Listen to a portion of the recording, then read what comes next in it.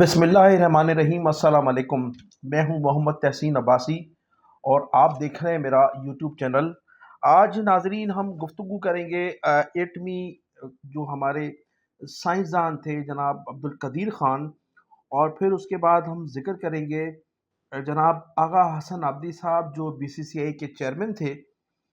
इन दोनों के हवाले से फिर आखिर में जुल्फ़िकार अली भुट्टो साहब का भी जिक्र होगा। जहाँ कदीर ख़ान का ज़िक्र हो और जुल्फ़िकार अली भुट्टो का ज़िक्र ना हो, वो तो एक नामुनासिब सी बात है। तो मैं इस सबसे पहले ज़िक्र करूँगा आगा हसन आबदी साहब का। तो आगा हसन आबदी साहब का ताल्लुक़ लखनऊ से था और 1922 को आगा हसन आबदी साहब लखनऊ में पैदा हुए थे। पाकिस्तान बनने के बाद वो 1947 में पाकिस्तान आ गए थे और सबसे पहले उन्होंने यूनाइटेड बैंक लिमिटेड की बुनियाद रखी थी।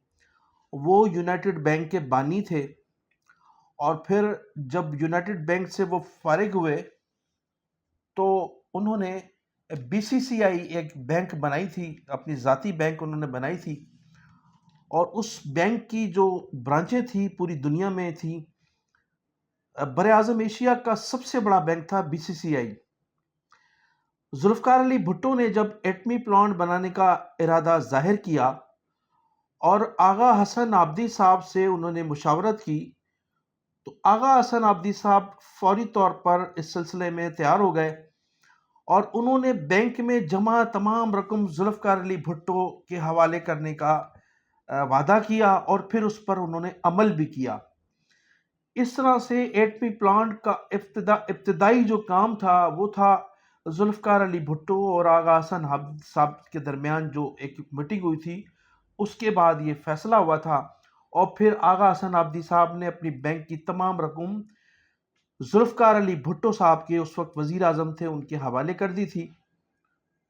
इस दौरान जब अमरीकी हुकूमत को ये इल्म हुआ कि जुल्फ़िकार अली भुट्टो जिस एटमी प्लांट पर काम कर रहे हैं उसकी तमाम रकम आगा हसन आबदी साहब की बैंकों से दी गई है, अमेरिका ने पूरी दुनिया में बीसीसीआई की ब्रांचों पर पाबंदी आयद कर दी थी और इस तरह से आगा हसन आबदी साहब को मफलूज करके रख दिया था।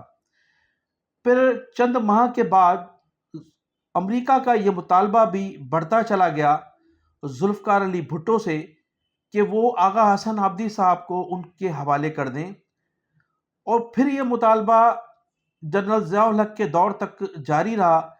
बहुत कोशिश की गई कि आगा हसन आबदी साहब को अमेरिका किसी तरह से यहाँ से ले जाए।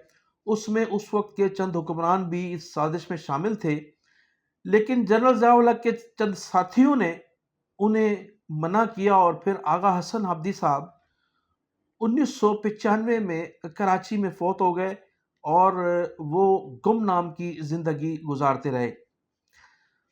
आगा हसन आबदी साहब की वफ़ात के बाद हमने देखा कि उनकी अहलिया बरसा बरस अपनी प्रॉपर्टी जिन पर चंद लोगों ने कब्ज़ा किया था, बरसा बरस उन्हें अदालतों और थानों कचहरी में चक्कर लगाते हुए देखा गया, लेकिन हुकूमत की जानिब से उनकी किसी भी किस्म की कोई मदद नहीं की गई। कोई इदारा ऐसा सामने नहीं आया जो आगा हसन आबदी साहब की अहलिया की मदद करता या उनका एहसान मानता और फिर उनकी मदद करता।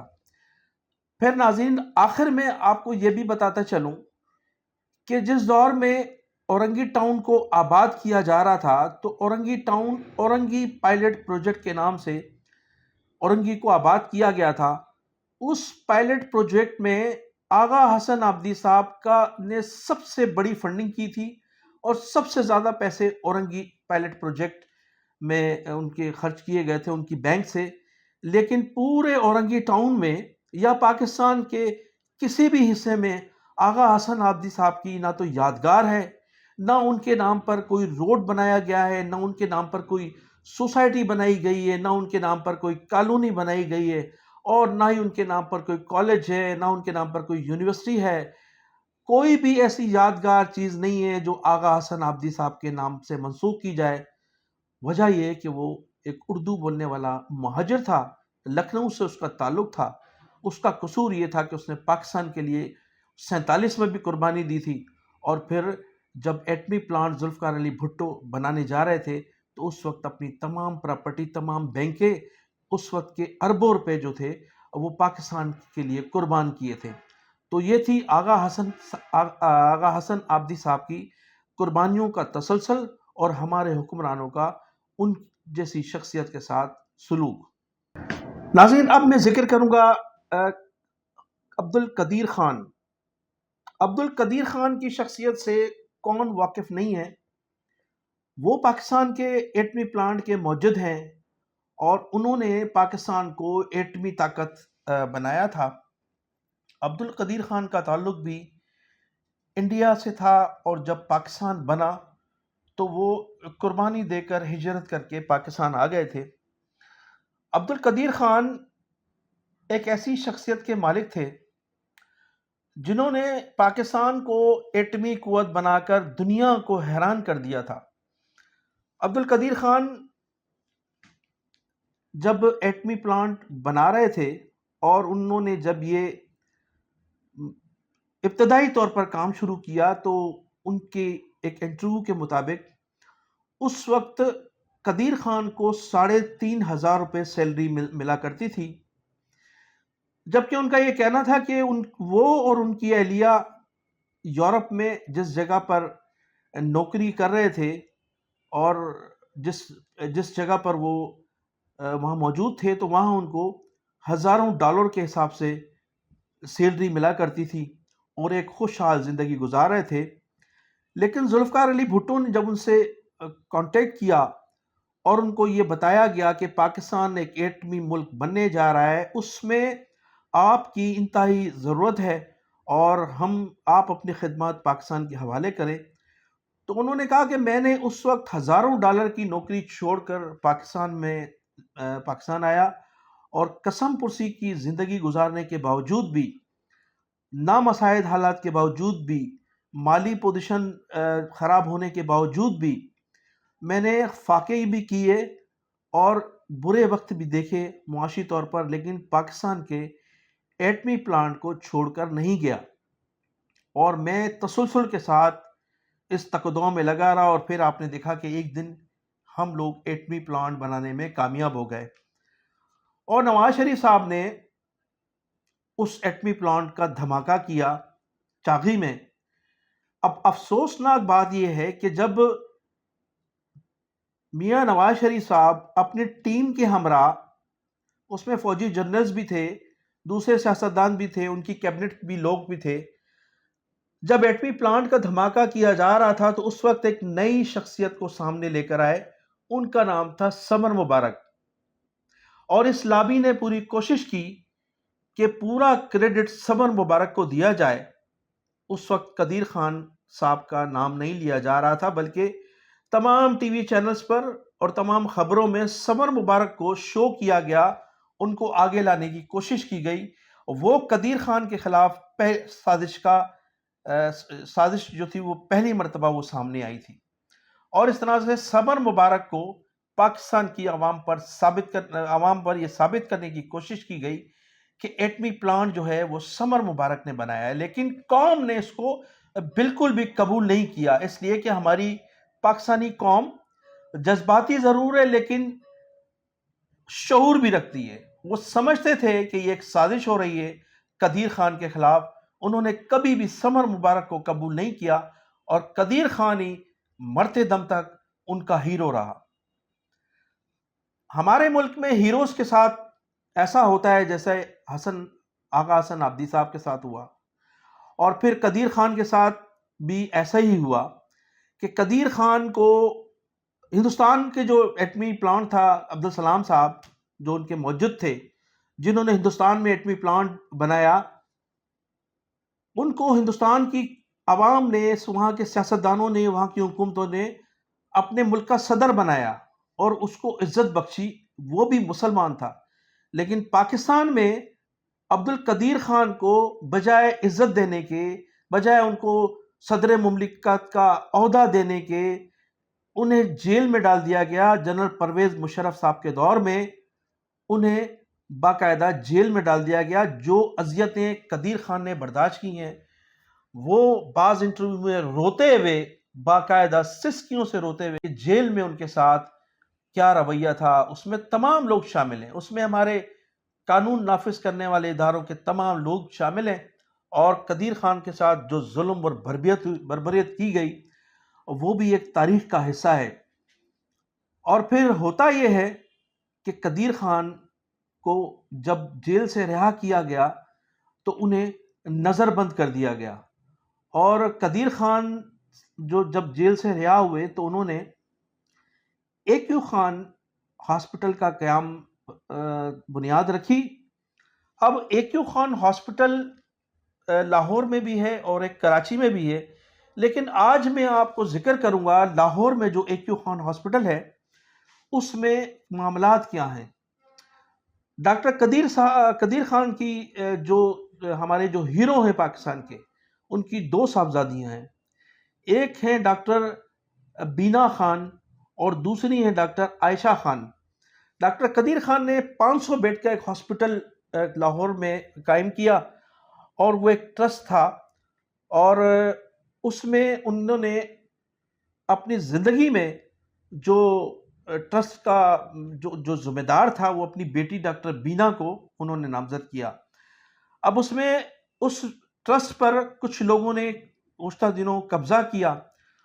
قبضہ کرنے کے بعد جو ٹرسٹ کا آفس تھا اس پہ بھی کچھ لوگوں نے کرپٹ لوگوں نے قبضہ کیا اور وہاں سے کئی ارب روپے اس کے جو فنڈ تھے وہ نکلوا لیے گئے اور ہاسپٹل پر بھی قبضہ کرنے کی کوشش کی گئی.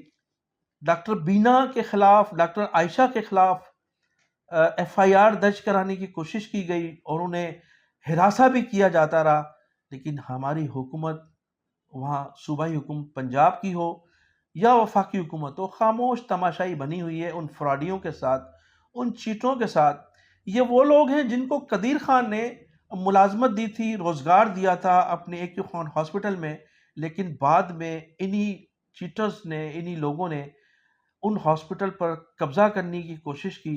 اور آج تمام اس ہاسپٹل کے جو معاملات ہیں عدالت میں ان کی مقدمات چل رہے ہیں اور اس طرح سے 500 بیڈ کے اس ہاسپٹل پر پوری طرح سے وہاں کے لوگوں نے قابض ہونے کی کوشش کی ہے. لیکن بہرحال عدالت میں وہ مقدمات جو ہیں وہ چل رہے ہیں. یہ ایک مافیا ہے. لیکن اس سلسلے میں ہمارے اداروں کو، جو ہمارے خفیہ ادارے ہیں، افواج پاکستان ہیں، ان کو ایکشن لینا چاہیے تھا اور ان کو سوچنا چاہیے تھا کہ یہ ایک بہت بڑا ادارہ ہے، ہمارے ہیروز کے نام پر یہ ادارہ ہے. اس ادارے کو تحفظ دینا اور اس کی جو قدیر خان کی جو بیٹیاں ہیں ان کو تحفظ دینا ہماری افواج، ہمارے دیگر جو قانون نافذ کرنے والے ادارے ہیں ان کا فرض بنتا ہے. اب میں آتا ہوں عمران خان پر.